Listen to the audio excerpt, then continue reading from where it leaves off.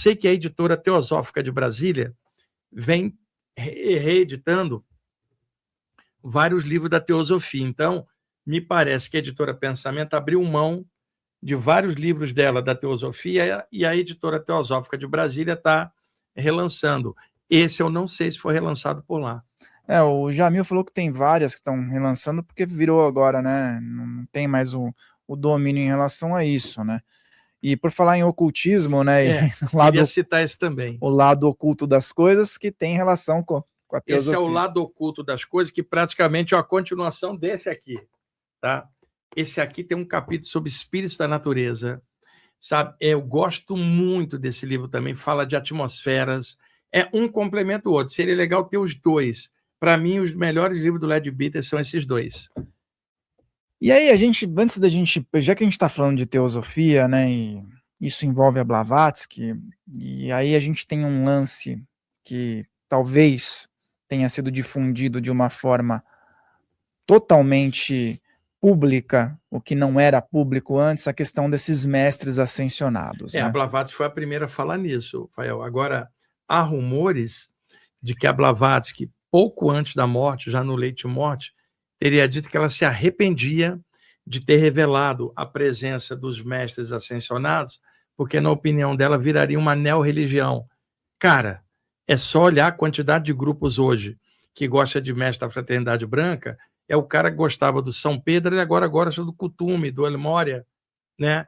Então, nesse sentido, sim. Agora, eu conheço grupos muito bons que trabalham com mestres ascensionados, grupos sérios. Não é isso que nós estamos falando. Estamos falando de pessoas que olham isso como uma neo-religião de mestres, e aí se prende nisso, ao invés de aproveitar o ensinamento grandioso desse pessoal. E esses mestres que são citados, eles são iniciados. Todos iniciados antigos, né? Com várias vidas em vários contextos, e que estavam ali como orientadores. Agora, Blavatsky foi a pessoa que abriu o conhecimento da Fraternidade Branca na Europa. E você considera que a teosofia seja algo filosófico ou é iniciático? Não, iniciático não é, porque a teosofia sempre foi pública, né?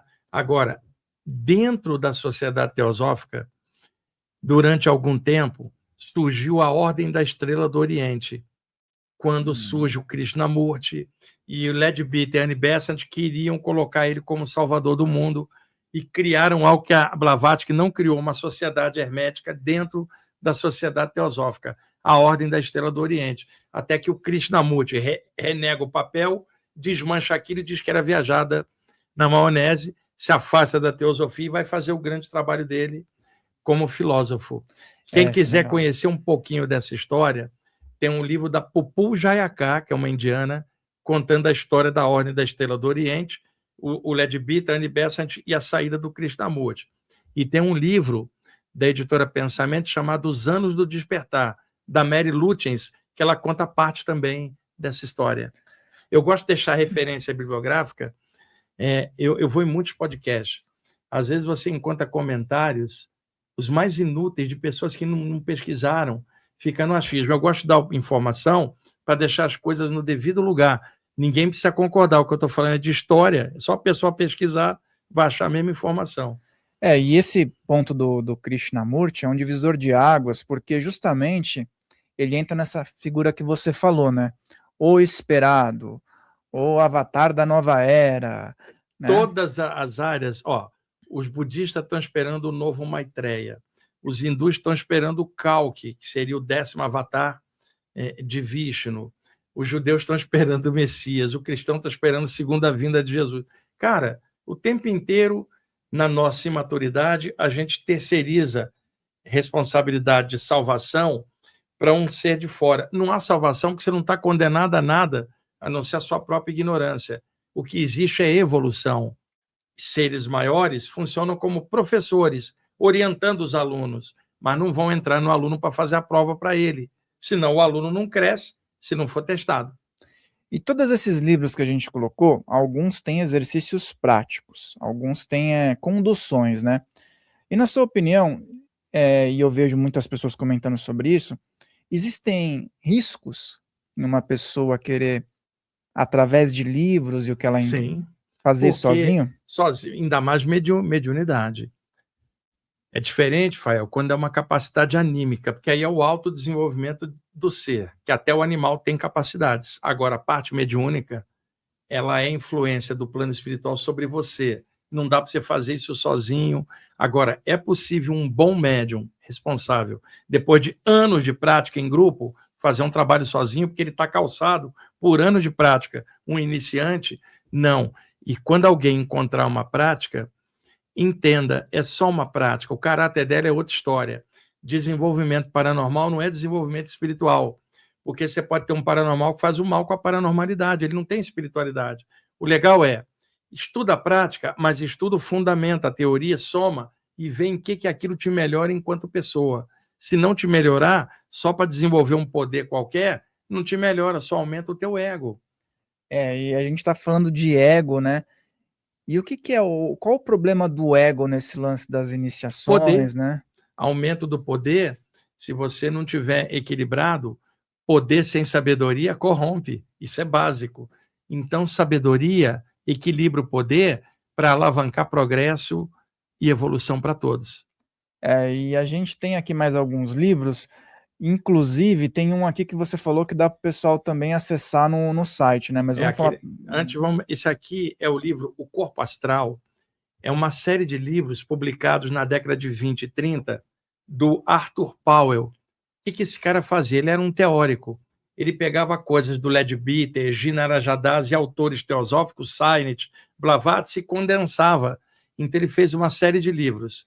O Duplo Etérico é um, na sequência o Corpo Astral, depois na sequência o Corpo Mental, depois na sequência o Corpo Causal e o Ego, os veículos de manifestação da consciência pela abordagem teosófica. Esse livro aqui, como fala da estrutura do corpo psíquico, chamado corpo astral, na área espírita perispírito, na projeciologia psicossoma, por exemplo, o corpo espiritual na Bíblia, no Paulo de Tarso, é Coríntios 1, capítulo 15, versículo 44, o termo corpo espiritual é de autoria do Paulo de Tarso, e aí esse livro trata da abordagem teosófica e acaba abordando estrutura do corpo astral, e num ponto ou outro acaba falando de saída do corpo. Mas o livro não é de saída do corpo, é a estrutura do corpo astral, o que ajuda estudante de saída do corpo a entender a estrutura do corpo psíquico. Nesse sentido, vale muito. E no processo mediúnico que a gente está falando, existem alguns pontos que às vezes as pessoas têm dificuldade de colocar isso no dia a dia, principalmente estudantes de ocultismo e outras vertentes. O fator do médium estar em transe, vamos colocar, com uma entidade, e do médium estar recebendo de forma consciente uma informação e reproduzindo através da entidade. Quais são as diferenças que a gente tem hoje em dia, né? E como as pessoas podem também entender o que está acontecendo com elas quando elas estão em contato mediúnico. Cara, isso é difícil porque varia de médium para médium, e mediunidade é um amplo espectro de possibilidades. É que todo mundo achou que mediunidade era só aquela coisa da psicofonia ou psicografia. Não. A influência extrafísica sobre alguém, ela é mediúnica, porque tem alguém de fora utilizando alguém como intermediário. Intermediário em latim é médium. A mediunidade tem várias características e a maioria dessas características não é ostensiva. Muita gente é médium no sentido de captar uma intuição, uma inspiração de uma presença, ela age por aquilo e não sabe que foi inspirada. Mediunidade, que, cara, teria que ter um programa só para isso, analisando as várias facetas. É realmente algo muito amplo, né? Sim. Falei, deixa eu colocar, porque muita gente tem dúvida. E esse é o livro que a gente ia falar, que tem como as pessoas acessarem no site. Lancei lá, né? esse livro em 2004 pela editora Madras, Ensinamentos Extrafísicos e Projetivos. Fael, é um dos melhores livros que eu pude produzir. É de um mentor chamado Sanat Kummaati, que é um velho iniciado do Antigo Egito e da Índia, que somou essas duas vertentes e me passou fora do corpo as mensagens desse livro, que trata de saídas do corpo e temas espirituais. Com o tempo, o livro esgotou. Eu coloquei ele online gratuito para todo mundo baixar. Está no site do ippb.org.br, na seção de download. Está lá em português, italiano, espanhol e inglês.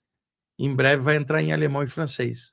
Tem umas técnicas interessantes, tem vários exercícios aqui, gente, ó, pode baixar, eu vou relançar esse livro por uma outra editora, tem 3 querendo, eu vou ampliar. E aí, quando sair a nova edição, a editora vai me obrigar a tirar do online. Então, baixem lá, enquanto está lá disponível, ippb.org.br, seção de download, ensinamentos extrafísico e projetivo. Ele é uma síntese de tudo que a gente está falando aqui. E antes da gente continuar, eu quero falar, a gente vai falar sobre mais alguns livros e algumas questões, mas eu queria falar da Bola da Vez aí, que é o livro que você tem com o Samuel. Esse aqui é o Na Luz dos Xamãs, de autoria minha e do Samuel Souza de Paula. O Samuel, um craque na parte xamânica, ele fala de toda a parte histórica e técnica, e eu falo das vivências espirituais com seres espirituais ligados à tradição indígena do lado de lá. O livro já para sair a 2ª edição, em 3 meses de lançado, já vai sair a 2ª edição, está circulando já em Portugal e no Japão também, e está circulando muito no Brasil. Pode comprar pelo site da editora Alfabeto, editoraalfabeto.com.br. O livro está muito bonito, ó. E aqui a ilustração do Leonardo Dolfini, que fez as mesmas ilustrações do meu livro Viagem Espiritual, e aqui também dele, ó.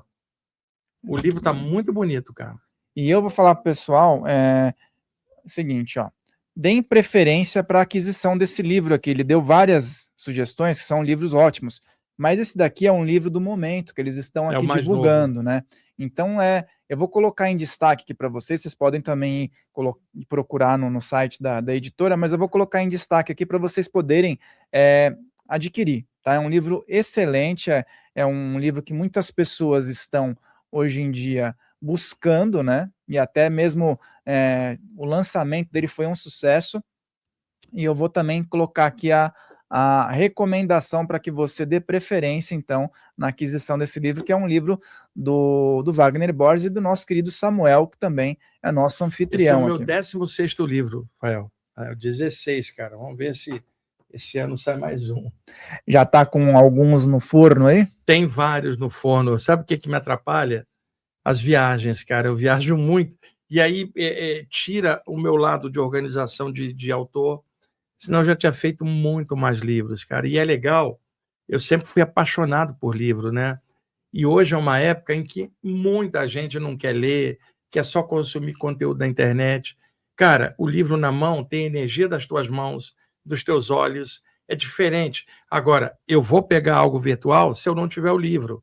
Agora, se eu puder, é igual você pegar uma banda que você gosta, você pode baixar o MP3 ou pode ir no Spotify ou no Deezer, mas você quer o disco na mão porque é tua banda de alma, cara. Tem livro que é tão importante para o teu crescimento, tenha ele na mão, e eu sei que é difícil ter dinheiro para comprar tanta coisa, mas nessa época de um vazio enorme e superficialidade enorme, falar de livro, a gente parece até dinossauro, cara. Gente em extinção. Por isso que é importante estar falando desses clássicos aqui para resgatar um pouquinho. E é claro, Rafael, uma live como essa, um bate-papo como esse, não vai ser apreciado por 1 milhão de pessoas. O propósito não é esse. Estamos falando para outros estudantes espirituais de várias áreas. Pode ser uma contribuição muito boa para outros iguais a gente, que estudam a parte espiritual de forma aberta. Eu acredito que vai chegar a 1 milhão de pessoas. Você que está aí pode compartilhar com outras pessoas que estão chegando nessa caminhada. Pô, se chegar a 1 milhão de pessoas, a gente fica super feliz, né? Porque aí a mensagem foi passada. Vou levar umas 3, 4 vidas fazendo podcast aqui até chegar em 1 milhão.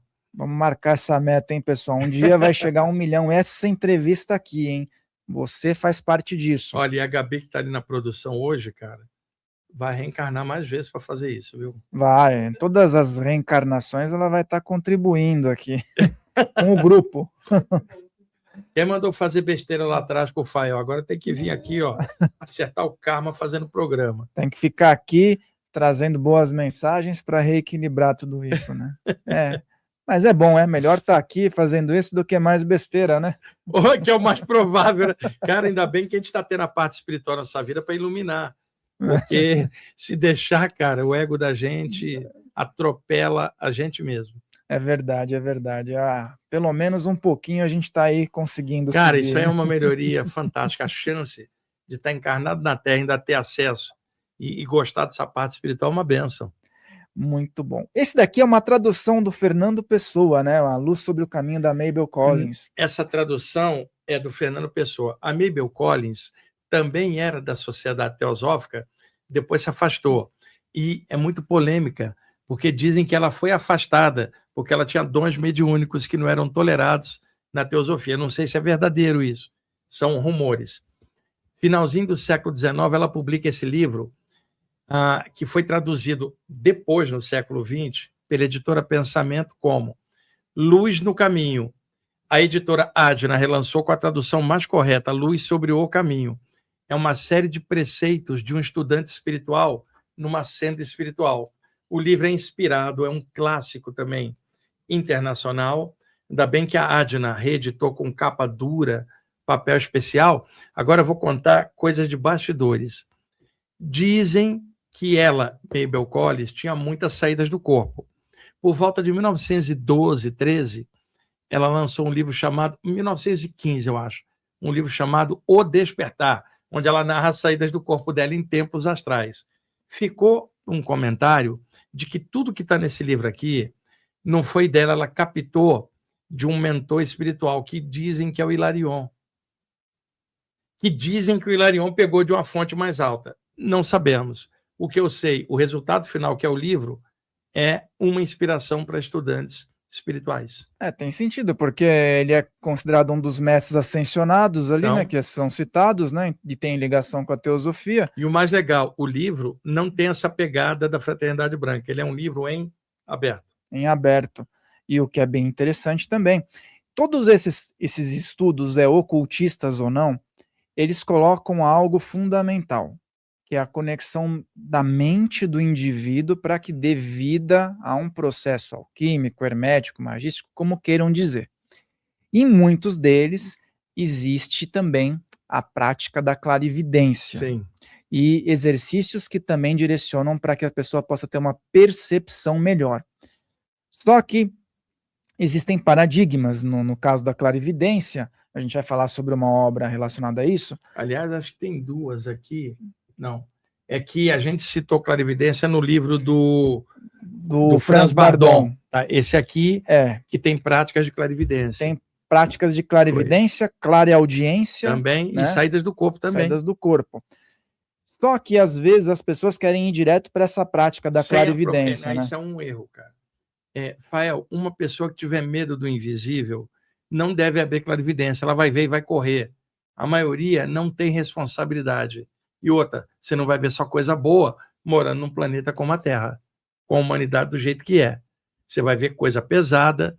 Se não tiver uma infraestrutura e maturidade para você conviver com o que vai ver, é melhor não ver nada. É melhor primeiro estudar, se preparar, para com conhecimento você poder abrir essa capacidade.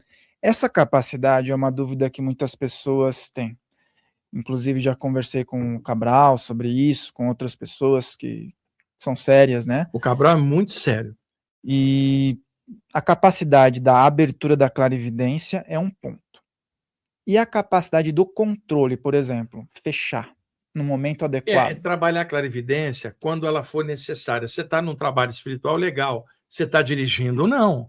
Você está no teu trabalho, precisa focar no teu trabalho. Então, clarividência aberta o tempo inteiro, ela tira o pé no chão e você enlouquece, porque mistura realidades. Mas mesmo assim, por exemplo, a tua sensibilidade ela é bem alta e é recomendado que você tenha certo cuidado em relação a algumas atividades, né? Sim, Quanto maior a sensibilidade, Fael, maior ancoragem no plano físico você tem que ter. Senão você abstrai para o lado de lá e perde a realidade, não consegue mais viver aqui. E o legal, ponto de equilíbrio. Aumenta a tua consciência, mas aumenta a tua humanidade, equilibra as coisas, né? Posso ter uma expansão da consciência. Depois tem que sair na feira, no banco. Vai! E vá contente, com o mesmo nível que você teve lá. Então, isso às vezes é um pouco difícil. Quem tem clarividência e não consegue equilibrar ela, não deve dirigir. Não deve operar máquinas. Cirurgião, se lascou, que está vendo, ele precisa estar focado. Clarividência é boa para um sensitivo, um médium, alguém que desenvolve uma capacidade anímica, para poder perceber as coisas e interagir. E às vezes a gente, antes de entrar num livro específico, observamos pessoas que são tratadas com remédio por conta de ter essa aptidão, né? E, e aí o remédio, ele faz Ele uma ação no cérebro. acaba travando. Agora, tem que olhar. Às vezes a pessoa está vendo muita coisa e não está interpretando direito, vai parecer que ela está louca, tá? Era clarividência. Agora, o contrário também é assim, uma pessoa com problema mental tratada como médio ou clarividente num grupo. Quer dizer, por isso cada caso é um caso, você tem que ter discernimento para saber filtrar. E aí a gente está falando sobre isso, por que que eu dei essa introdução em relação ao assunto? Porque esse livro também é um livro prático, né? Sim, é um livro moderno, é o livro Clarividência, Teoria e Prática. Tem um livro do Leadbeater, que não está aqui, por isso eu não estou mostrando, chama-se Clarividência, publicado na década de 1910, mais ou menos, pelo Leadbeater. O livro é bom, dentro do âmbito da teosofia. Esse já é um livro moderno, do Rodolfo Medeiros. Rodrigo Medeiros, da Editares, que é uma editora ligada ao trabalho de conscienciologia na linha do Valdo Vieira. E o mais legal, o Rodrigo está usando uma linguagem mais aberta, não tão conscienciológica, que para quem gosta dessa abordagem, tudo bem, mas para a população, então ele fez uma coisa mais aberta. O livro eu recomendo muito, tem várias práticas, o autor é sério. É Editares, a editora, Clarividência, Teoria e Prática, do Rodrigo Medeiros. É um ótimo livro.